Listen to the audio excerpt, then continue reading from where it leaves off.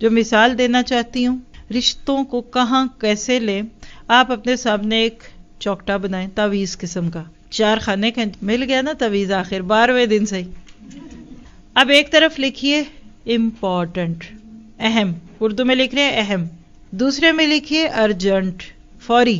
تیسرے خانے میں لکھیے امپورٹنٹ اینڈ ارجنٹ، اہم بھی اور فوری بھی. اور چوتھے میں لکھیے ناٹ امپورٹنٹ ناٹ ارجنٹ. یہ وہ انالوجی ہے جو ہم نور اللہ نور کورس میں دیتے ہیں، اور آپ میں جو لوگ کر رہے ہیں وہ تو جانتے ہیں، اور جو کریں گے انشاءاللہ نور القرآن 2022 تو وہ سیکھ لیں گے ٹائم مینجمنٹ کے سیشن میں. میں یہاں آپ کے ان رشتے ناتوں سے متعلق بات کروں گی.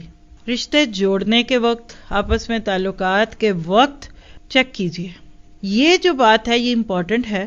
اس وقت اس رشتے کی بات ماننا، اس رشتے کو نبھانا، اپنے اس بھائی کی، اس بہن کی، اپنی بیوی کی، اپنی ماں کی، اپنی بہن کی بات سننا امپورٹنٹ ہے یا ارجنٹ ہے، یا امپورٹنٹ اینڈ ارجنٹ ہے، یا ناٹ امپورٹنٹ ناٹ ارجنٹ. ان 4 خانوں میں اپنے سارے معاملات کو لکھ لیجئے.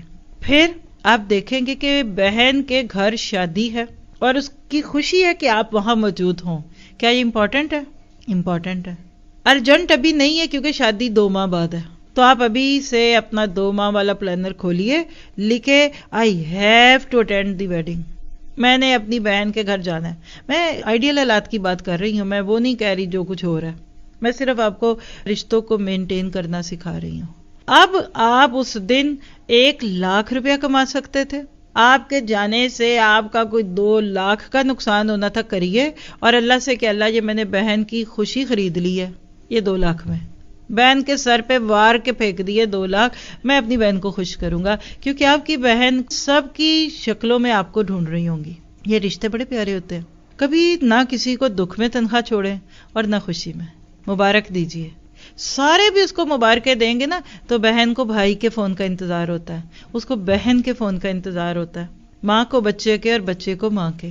یہ دور کے رشتوں کو تو ہم بھول ہی جاتے ہیں. آپ نے کب آخری بار اپنے ماموں کو کال کی؟ اپنی خالہ کو کب پوچھا؟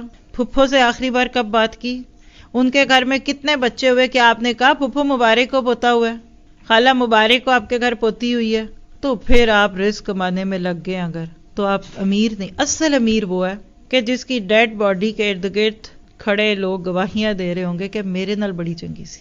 اللہ کے نبی کی روایت بھی ہے نا، یعنی جب بندہ رشتے ملاتا ہے، صلہ رحمی کرتا ہے، اس کو دعائیں بڑی ملتی ہے. اور لکھ کے رکھ لیجئے جو رشتے جوڑتا ہے اس کی عمر بڑی لمبی ہوتی. کئی دفعہ موت کے منہ میں سے نکل کر آتا ہے. ڈاکٹر بھی کہتے ہیں یہ بندہ بچ جاتا ہے، پتہ نہیں کیسے بچ جاتا ہے. پتہ چلا کہ یہ رشتوں کو جوڑتا ہے.